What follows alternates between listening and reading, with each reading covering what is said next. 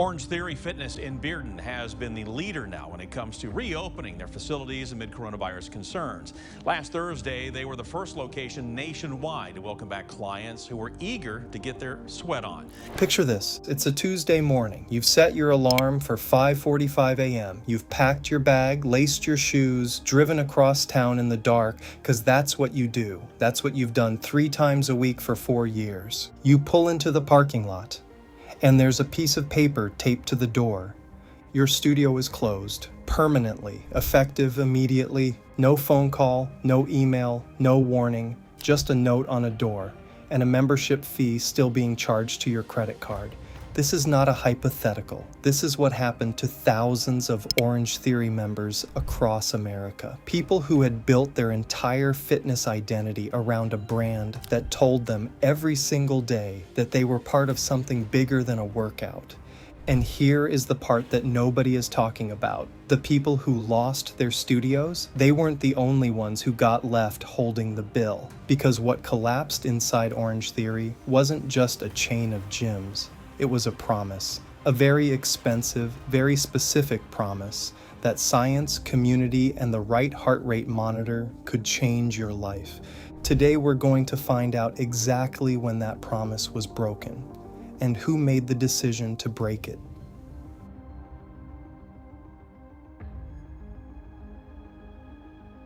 Orangetheory didn't open its first studio in Fort Lauderdale, Florida in 2010 by promising you'd lose weight. Every gym promises that. Every gym has always promised that. Orangetheory promised something different. Something that felt, for the first time, genuinely scientific.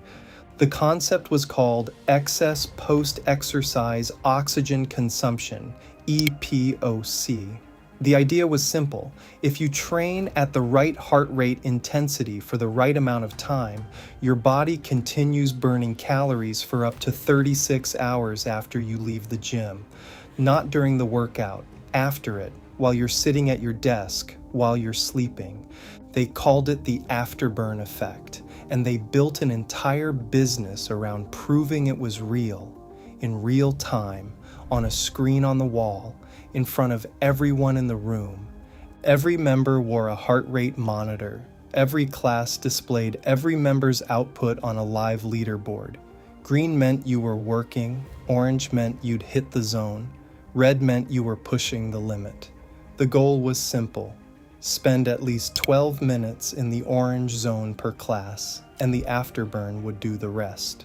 It was genius, not just because the science was credible, but because it made the invisible visible. For the first time, you could see your effort, you could compare it, you could compete with yourself and the person on the treadmill next to you, and you could walk out of that studio with a number, your splat points, that proved objectively that today's workout had counted.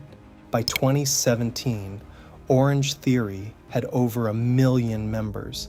By 2019, it had 1,200 studios across 23 countries and $1.36 billion in system-wide sales.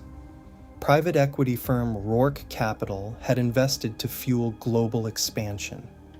Franchise Times ranked it #1 on their Fast and Serious list. And members paying anywhere from $109 to over $200 a month depending on their location and membership tier were not just customers, they were converts. That distinction matters because what happened next only makes sense if you understand how deeply people had invested in this brand, not just financially, emotionally, physically. This wasn't a gym membership. It was an identity, which made what came next a very specific kind of betrayal.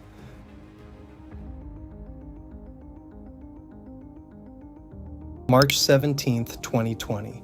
Orangetheory closes every corporate studio in America overnight.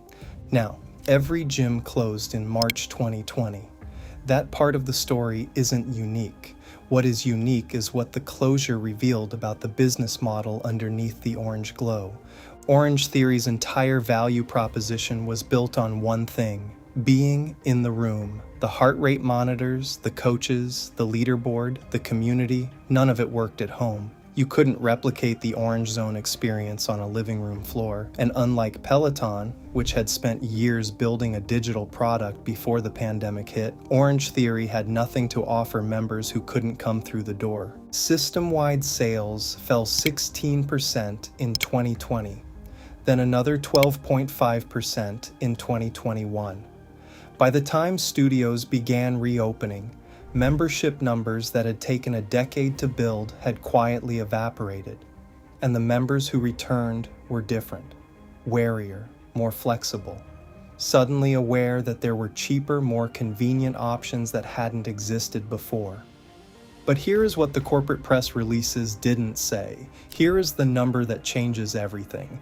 By March 2024, an internal letter from franchisees to Orangetheory's parent company revealed that 19.4% of surveyed studios were losing money at the basic operating level. Nearly 1 in 5 locations couldn't cover their own costs. And in January 2024, historically the strongest month for gym memberships, Orangetheory gained 32,000 new members through an aggressive $24 promotional offer. By April, they had lost 18,000 of them. That's 56% of new members gone in 3 months. The franchisees who wrote that letter used 2 words that should have set off every alarm in the building. Gravely concerned. Nobody used those words publicly. The website kept talking about science-backed results. The coaches kept leading classes, the orange lights kept glowing.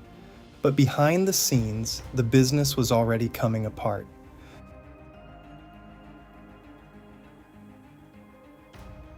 To understand what happened next, you need to understand how Orangetheory actually worked as a business, because the brand you walked into as a member and the financial structure running underneath it were 2 very different things. Orangetheory is a franchise.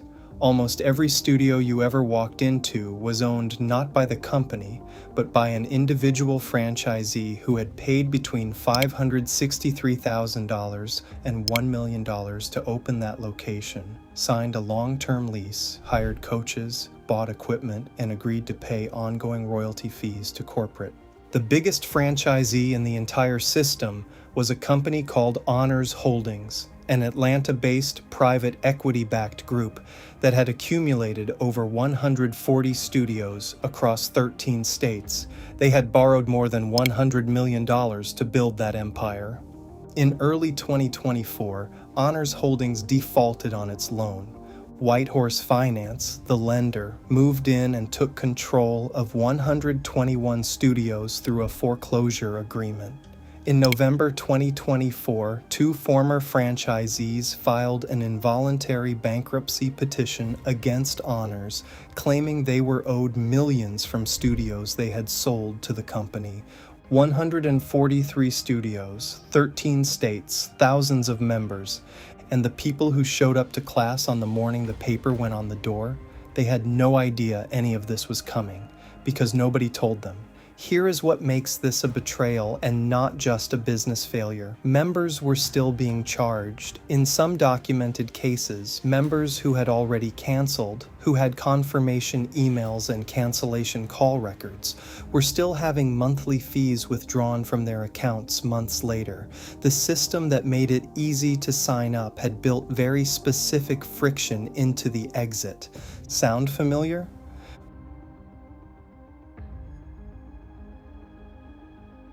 While the franchisee network was fracturing, corporate had a plan. In 2023, Orangetheory completed a merger with Self-Esteem Brands, the parent company of Anytime Fitness, creating a multi-brand fitness platform called Purpose Brands. The logic was scale. Combine 2 of the largest franchise fitness networks in the world, share infrastructure, cut costs, compete with the rise of cheaper competitors like Planet Fitness and the flood of boutique fitness apps that had launched during the pandemic. On paper, it made sense. In reality, it created a new problem. Orangetheory members weren't paying $159 a month for a workout. They were paying for specificity, for the Orange Zone, for their coach who knew their name, for the particular community that had formed around 5:30 a.m. classes at their particular studio, merging into a multi-brand platform with Anytime Fitness, a 24-hour gym known for $10 monthly memberships, sent a very specific signal to every Orangetheory loyalist. The thing you paid a premium for is now part of a cost-cutting exercise. The Independent Franchise Council wrote to Purpose Brands leadership in May 2024, warning that membership growth expectations were not being met, and that operators were, in their words, not able to generate the new membership joins required to drive sufficient levels of profitability. Corporate's response was a $24 join promotion. The members it attracted lasted 3 months. Here is what Orangetheory built, and here is what it couldn't protect.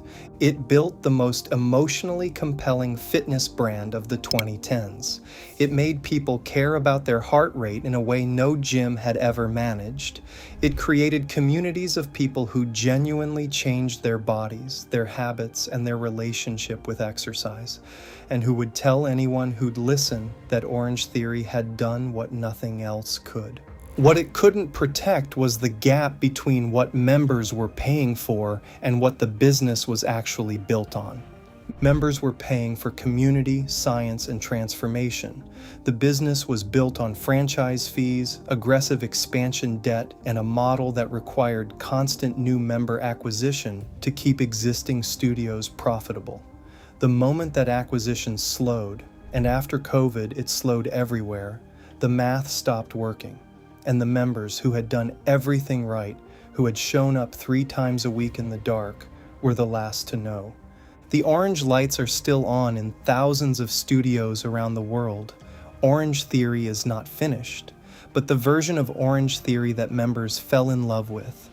The intimate studio, the coach who knew your name, the community that formed at 5:30 on a Tuesday morning. That version is under pressure in ways the brand has never publicly acknowledged. And if you showed up one morning to find a piece of paper on the door, nobody is going to give you back the identity you built inside that room. Because that was never in the membership agreement. If you've ever paid for a brand that promised you transformation and delivered you a debt structure, then you haven't seen anything yet. Because next time, we're going inside the weight loss app that turned your desperation into a subscription you couldn't escape. That's the story of Noom, and it's worse than you think. Don't forget to like, subscribe, and share this with someone who's still paying for a gym they don't go to anymore.